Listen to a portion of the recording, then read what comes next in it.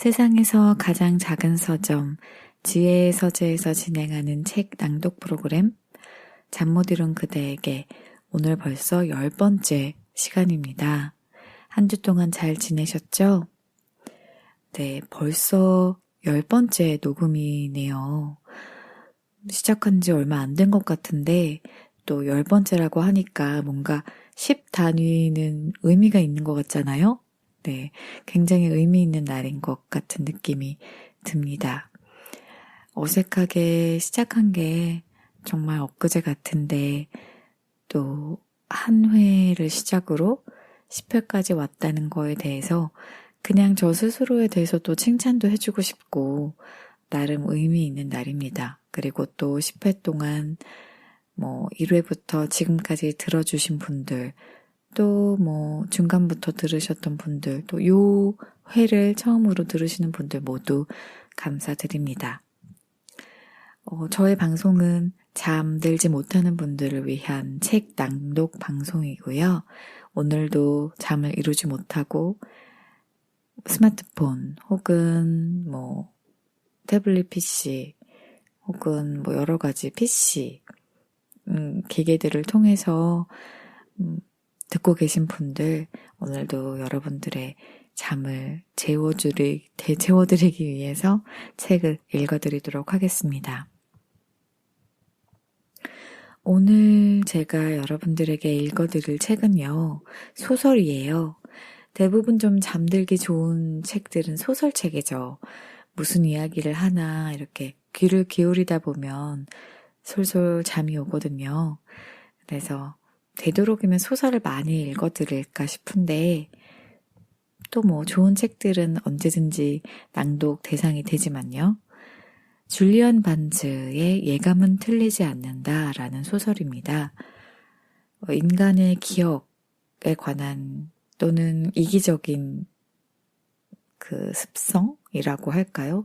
하는 것들을 좀 떠올리게 하는 그런 소설이에요. 내가 기억하고 있는 것, 그리고 상대가 기억하고 있는 것이 완전히 다를 수도 있다는, 내가 기억하는 것이 모든 게 옳았다고 생각하는 것은 틀릴 수도 있다. 이런 거를 저는 이 책을 읽으면서 깨달았던 것 같아요. 그런 얘기들을 좀 떠올리시면서 들으시면 좀 더 이해가 되시지 않을까 싶습니다. 그래서 이 예감을 틀리지 않는다 시작 부분 읽어드리면서 여러분들을 채워드리도록 하겠습니다. 이 책은 처음 그리고 1부, 2부 이렇게 나뉘어져 있는데요. 1부의 앞부분 읽어드리도록 할게요. 잠 못 이루시는 분들 귀 쫑긋 세우고 잘 들어주세요. 그리고 스르르 잠드세요. 특별한 순서 없이 기억이 떠오른다. 반들반들한 손목 안쪽. 뜨거운 프라이팬이 젖은 싱크대로 아무렇지도 않게 던져지면서 솟아오르는 증기. 방울방울 떨어져 수채구멍 속을 빙글빙글 돌다가 층고 높은 집에 기다란 홈통 전체를 타고 흘러내려가는 정액. 터무니없게도 상류로 치닫는 강물. 그 물살과 너울을 쫓는 6개의 회중전등. 또 다른 강. 거센 바람이 수면의 물살을 일으켜 물길을 읽을 수 없는 드넓은 잿빛 강. 잠긴 문 뒤에 오래전에 차갑게 식은 목욕물. 마지막 것은 내 눈으로 본 것은 아니다. 그러나 결국 기억하게 되는 것은 실제로 본 것과 언제나 똑같지는 않은 법이다. 우리는 시간 속에 산다. 시간은 우리를 붙들어 우리에게 형태를 부여한다.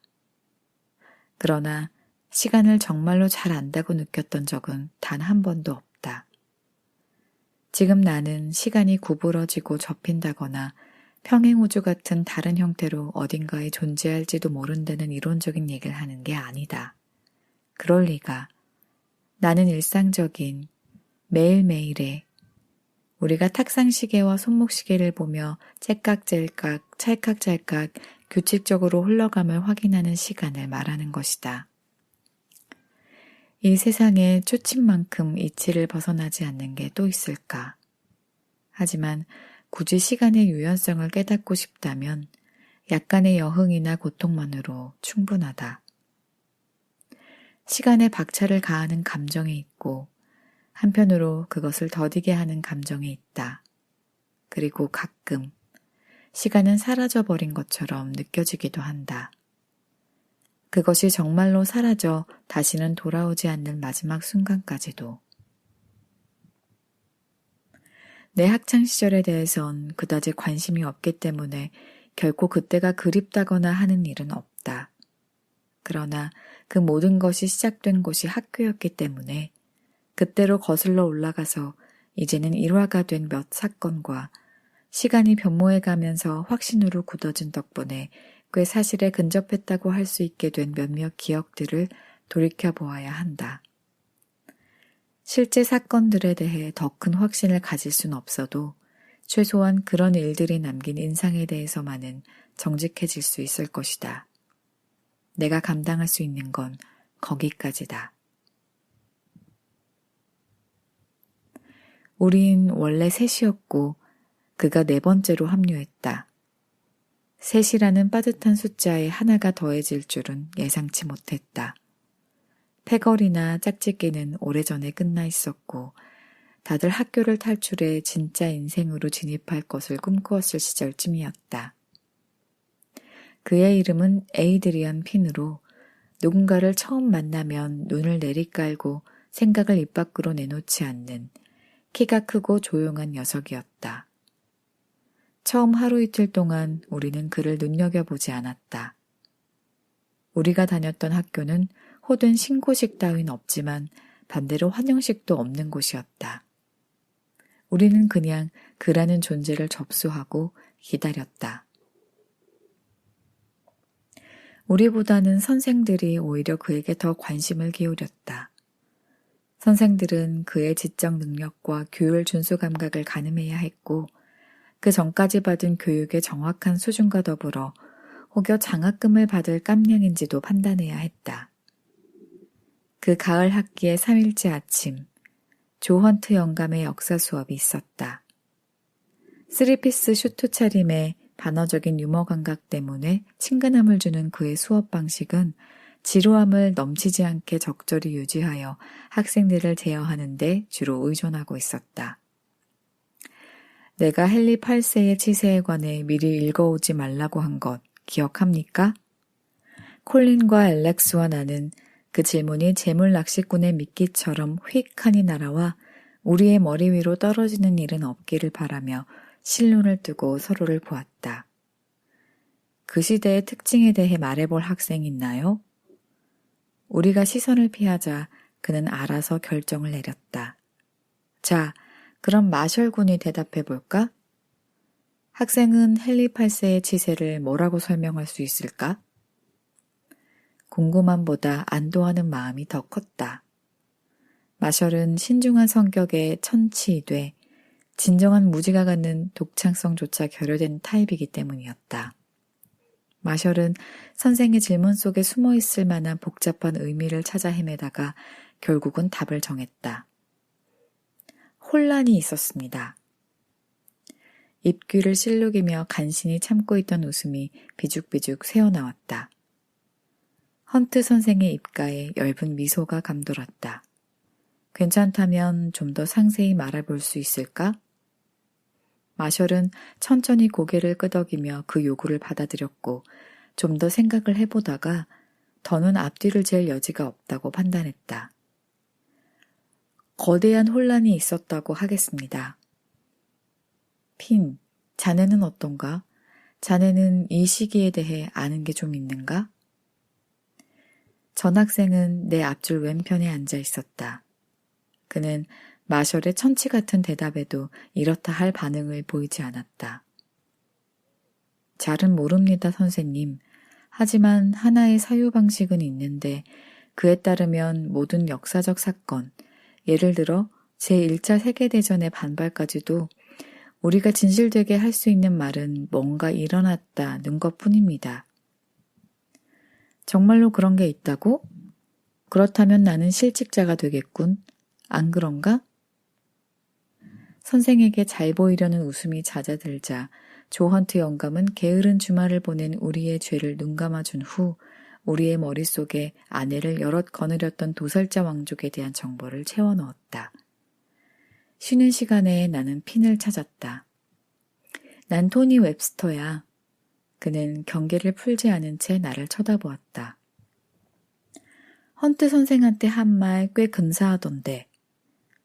그는 내가 뭘 언급하는지 알지 못하는 눈치였다. 뭔가 일어났다는 말. 아, 그래. 선생님이 그 말을 더 물고 늘어지지 않아서 좀 실망했어. 내가 기대했던 대답은 아니었다. 또 한 가지 기억나는 게 있다. 우리 셋은 서로의 결속을 다지는 상징으로 손목시계의 앞면을 손목 안쪽으로 돌려서 차고 다녔다. 당연히 허세였지만 그 이상의 뭔가가 있었는지도 모른다. 그러고 있으면 시간이 사적인 것으로, 심지어는 내밀한 것으로 느껴졌다. 우리는 에이드리언이 그 제스처를 눈여겨보고 그대로 따를 거라고 예상했다. 그러나 그는 그러지 않았다. 그날 늦게 아니면 다음 날이었나?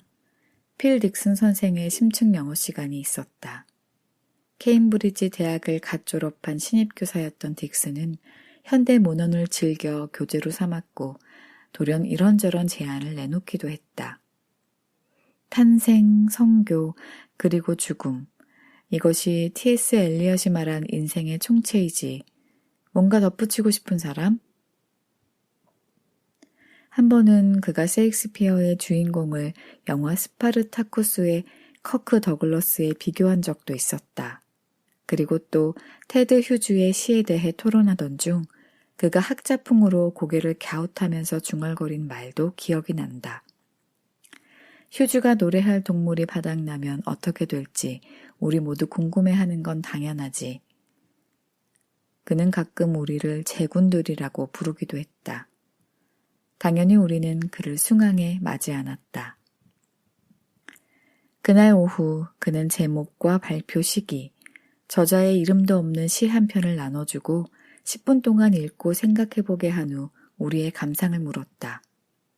핀, 자네부터 시작해볼까? 간단하게 말해보지.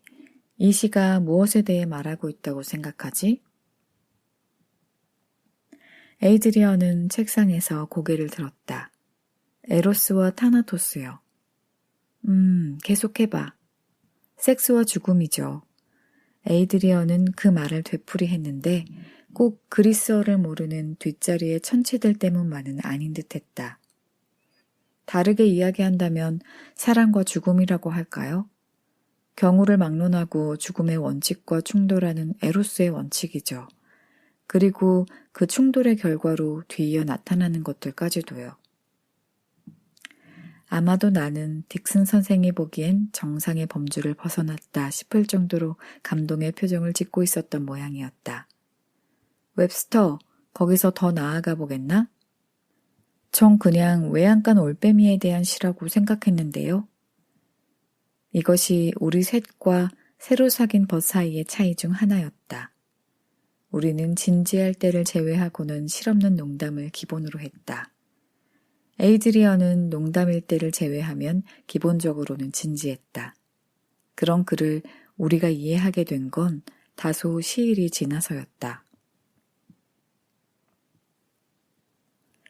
에이드리언은 우리 패거리에 자신이 흡수되도록 내버려 두면서도 그것이 자기가 찾던 것이라는 사실은 인정하지 않았다.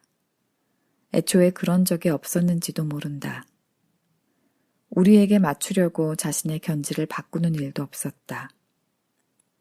아침 미사 시간에 그가 응답송을 재창하는 사이 앨릭스와 나는 입맛 벙긋거렸고 콜린은 광신자가 열의를 담아 고래고래 노래하는 꼴을 흉내냈다.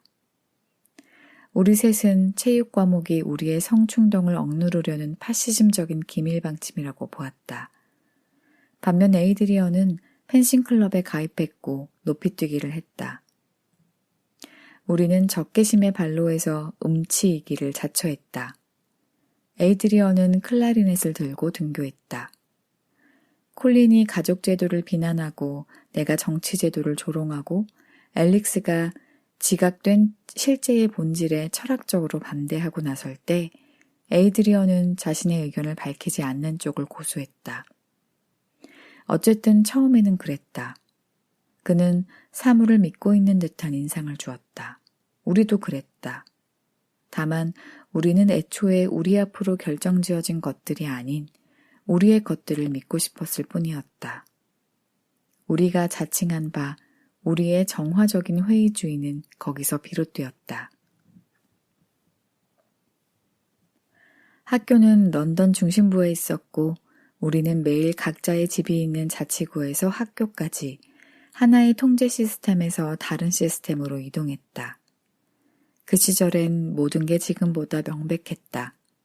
돈은 모자랐고 전자기기도 없었고 패션의 전제정치는 미약했고 여자친구는 전무했다.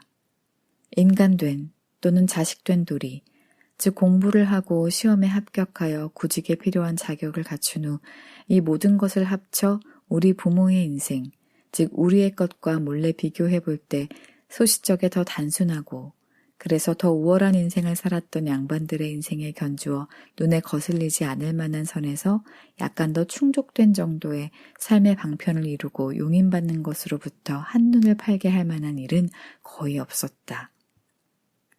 이런 것들 중 어느 하나도 단 한 번도 공공연히 거론된 적이 없음은 당연하다. 영국 중산층 특유의 고상하신 사회 진화론은 언제나 암묵적으로만 존재했다. 부모, 개 잡것들. 어느 월요일 점심시간에 콜린이 투덜댔다. 코 올리게 땐 괜찮은 인간들로 보일지 몰라도 금세 깨닫게 되지. 그것들은 그저. 그렇담 헬린 8세라면? 에이드리언이 넌지시 운을 댔다. 그즈음 우리는 그의 아이러니 어법에 서서히 익숙해져 가고 있었다. 당연하지만 그것이 우리를 겨냥한 것일 수도 있다는 사실에 대해서도. 우리를 놀려대거나 진지한 생각을 촉구할 때 에이드리언은 나를 앤서니, 앨릭스를 엘렉잔더라고 불렀고 이름을 길게 늘릴 수 없는 콜린은 줄여서 콜이라고 불렀다. 아빠 마누라가 6명이라도 딱히 싫을 것 같진 않은데? 입이 떡 벌어지게 부자래도 말이지. 홀바인이 초상화를 그려줬대도 교황한테 꺼져버리라고 말했대도 그 양반들이 딱히 개 잡것일 이유라도 있는 거야? 앨릭스가 콜린에게 물었다. 이동 유원지에 가고 싶었거든. 근데 그것들이 주말에 정원을 손보겠다는 거야. 개 잡것들 맞네. 에이드리언만은 예외였는데 그는 우리가 부모를 탄핵하는 얘기에 귀를 기울이긴 해도 합세하는 일은 거의 없었다. 하지만 그렇다 해도 우리는 그에게 다른 애들과는 달리 이유가 있기 때문이라는 식으로 보았다. 어머니가 몇 년 전에 가족을 버렸기 때문에 그의 아버지는 그와 여동생을 감당해야 했다. 당신은 한부모 가족이라는 말이 상용화되기 훨씬 전이라 결손가정이라는 말을 썼고 에이드리언은 우리가 알고 있는 유일한 결손가정 출신이었다. 그에겐 마땅히 실존적 분노의 저장 탱크를 가득 채우고도 남을 사실이었으나 어쩐 일인지 그렇지가 않았다. 그는 어머니를 사랑하고 아버지를 존경한다고 했다. 우리 셋은 에이드리언 몰래 그의 상황을 이리저리 따져본 후 하나의 이론을 정립했다. 행복한 가족 생활을 영위하려면 애초에 가족을 만들지 말아야 한다는 것. 아니면 최소한 함께 살지 말아야 한다는 것을. 이런 분석을 하고 나니 우리는 에이드리언이 더 부러워졌다. 그 시절 우리는 우리 자신이 닭장 같은 데 갇혀있는 신세라고 생각했고 그곳을 벗어나 우리의 인생으로 풀려날 날을 기다렸다.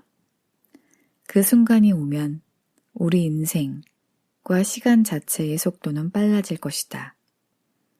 우리의 인생이 상황을 막론하고 이미 시작돼 버렸음을, 그래서 이미 얼마간 득을 받고 또 얼마간 손해를 감수했음을 우리가 어찌 알 수 있었을까? 그런데다 우리가 닭장에서 풀려난다 한들 처음엔 그 크기조차 가늠할 수 없는 더 큰 다른 닭장으로 결국 들어가게 될 텐데. 그런 가운데 우리는 책에 굶주려 있었고 섹스에 굶주려 있었고 성적표에 연연하는 아나키스트였다. 모든 정치, 사회제도가 썩어빠진 걸로 느껴졌으나 우리는 쾌락주의적 혼돈에 기울어 있을 뿐 다른 대안은 생각하지 않았다. 그러나 에이드리언은 원칙이 행동을 이끌어야 한다는 관념에 근거해 우리에게 사유를 인생에 적용할 수 있다는 믿음을 가지도록 촉구했다. 에이드리언이 함께하기 전까지 우리 중 철학자의 입지를 차지하고 있는 건 앨릭스였다. 앨릭스는 나머지 둘이 읽지 않는 책을 읽었고 그랬기 때문에 가령 밑도 끝도 없이 말할 수 없는 것에 대해서는 침묵해야 한다고 언명할 법했다. 그 말을 들은 콜린과 나는 잠시 입을 다물었다가 씩 웃으며 이야기를 이어가곤 했다. 그런데 이제 에이드리언이 합류하면서 앨릭스의 자리를 차지하게 되었다. 아니, 더 정확히 말해 철학자를 고를 수 있는 가짓수가 하나 더 늘었다.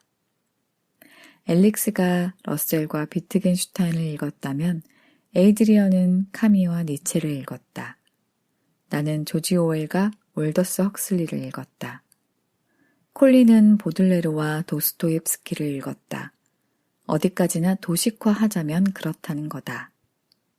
그렇다. 당연히 우리는 허세 덩어리였다. 달리 청춘이겠는가. 우리는 벨탄 샤옹이니 슈투름 운트 드랑이니 하는 용어를 즐겨 썼고 그건 철학적으로 자명하다고 입버릇처럼 말했고 상상력의 첫 번째 의무는 위반하는 것이라고 서로에게 다짐하듯 확언했다. 우리의 부모들은 상황을 다른 시각으로 보았는데 자식들이 갑자기 유해한 세력에 노출돼 버린 순진무구한 존재라고 생각했다. 그래서 콜린의 어머니는 내가 당신 아들의 어둠의 천사라고 여겼고 우리 아버지는 내가 공산당 선언을 읽은 게 앨릭스 탓이라고 했고 앨릭스의 부모는 콜린이 미국 하드보일드 범죄 소설을 읽는다고 콜린의 부모에게 일러바쳤다. 대강 그런 식이었다. 섹스에 대해서도 마찬가지였다. 우리 부모는 우리가 서로 나쁜 것만 배우다가 급기야 자위 중독이라든가 예쁘장한 동성애자라든가 손대는 여자마다 임신을 시키는 호색한이라든가 아무튼 당신들이 가장 두려워하는 온갖 것이 돼버릴지도 모른다고 생각했다. 그들은 사춘기의 우정이 갖는 막연한 속성과 기차에서 마주치는 이방인들의 야수적인 행태와 싹수가 노란 여자의 유혹에 대해 우리 대신 겁을 먹었다. 그들의 노심초사는 우리의 경험을 얼마나 까마득하게 앞서 있었던가. 어느 날 오후 조 헌트 영감이 며칠 전 에이드리언의 도전을 받아들이기로 했는지 우리에게 제1차 세계대전에 대해 논해보라고 했다. 특히 그 중에서도 모든 것의 기폭제가 된 프란츠 페르디난트 대공 암살의 책임 소재에 관한 부분을. 당시 우리는 전제주의자들이었다. 우리는 네 아니면 아니요, 찬양하라 아니면 비난하라, 유죄 아니면 무죄를 좋아했고 마셜의 경우는 혼란 아니면 대혼란이 있었다. 승리하거나 패배하는 경기를 좋아했고 무승부는 고려 대상이 아니었다.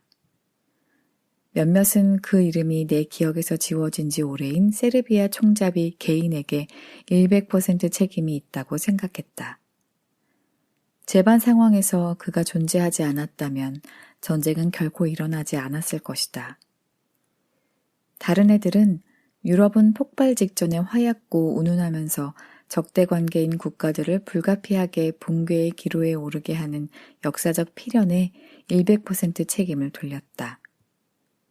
콜린처럼 좀 더 아나키즘적인 몇몇은 모든 게 우연에서 기인한 것으로 이 세계는 끊임없는 카오스 상태로 존재하며 오로지 이야기를 만들어내고자 하는 모종의 원초적 본능, 즉 의심의 여지 없이 종교로부터 기인한 숙취에 다름없는 그것이 일어날 법했거나 그렇지 않은 사건에 대해 사후의 의미를 부여한 데 지나지 않는다고 주장했다. 헌트 영감은 모든 것을 근본적으로 폄훼하려는 콜린의 시도에 짧게 고개를 끄덕여 주었다. 병적인 불신은 사춘기의 자연스러운 부산물이며 성장하면서 벗어 던져야 할 것으로 믿는다는 듯이. 선생들이나 부모들은 자기들에게도 어린 시절이라는 게 존재했음을 짜증이 날 정도로 들먹이면서 그러니까 내 말을 들으란 식이었다. 그것도 다 한때야 라고 그들은 우기곤 했다. 언젠가는 그런 데서 벗어나게 될 거야. 현실이 뭔지, 현실성이 뭔지 인생으로부터 깨우치게 될 테니까. 그러나 그때 우리는 소시적의 한순간이라도 그들에게 우리 같은 때가 있었음을 인정하려 하지 않았고 투항해버린 연장자들보다는 우리가 삶, 그리고 진실과 도덕과 예술을 더 확실하게 포착했다고 믿었다. 핀, 내내 말이 없구나. 이 토론의 계기를 마련한 장본인 아닌가? 자네는 말하자면 이 시간에 세르비아 저격수인 셈이지. 헌트 영감은 잠시 말을 멈추고 자신이 던진 암시가 효력을 발휘하길 기다렸다. 자네의 유익한 생각을 우리에게도 나눠주지 않겠나? 모르겠습니다, 선생님. 무엇을 모르겠다는 거지? 한 가지 의미에서 보자면 저는 제가 알지 못하는 것이 무엇인지 알 수 없습니다. 그건 철학적으로 자명합니다.